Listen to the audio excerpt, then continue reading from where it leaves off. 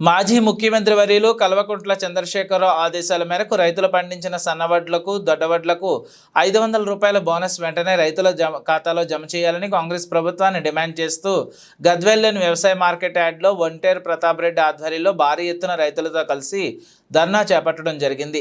ఈ సందర్భంగా ఒంటేరు ప్రతాప్ రెడ్డి మాట్లాడుతూ అబద్ధపు హామీలతో అసత్యపు వాగ్దానాలతో గద్దెనెక్కిన కాంగ్రెస్ లేని రేవంత్ రెడ్డి ప్రభుత్వం రైతులను ఆర్థికంగా దెబ్బతీస్తూ రైతుల యొక్క నడ్డు విడిచే ప్రయత్నాన్ని చేస్తుందన్నారు। కాంగ్రెస్ అధికారంలోకి రాకముందు రైతులకు గిట్టుబాటు ధరలను కల్పిస్తూ వరిధాన్యాన్ని కొనుగోలు చేస్తామనడం, దాంతోపాటు ప్రతి క్వింటాకు వరిధాన్యానికి 500 రూపాయల బోనస్ ఇస్తామన్న కాంగ్రెస్ పార్టీ దానిని బోగస్ వాగ్దానంగా మార్చి తప్పించుకుంటుందని మండిపడ్డారు।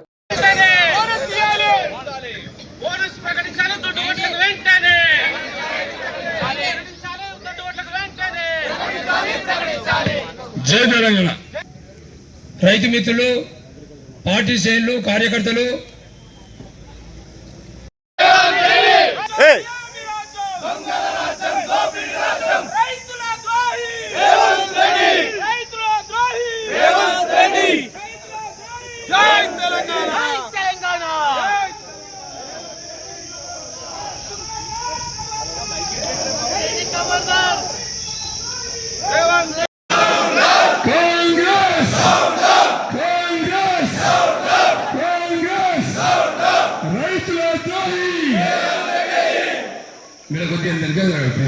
కొంచెం స్టేట్ లైన్ వస్తుంది।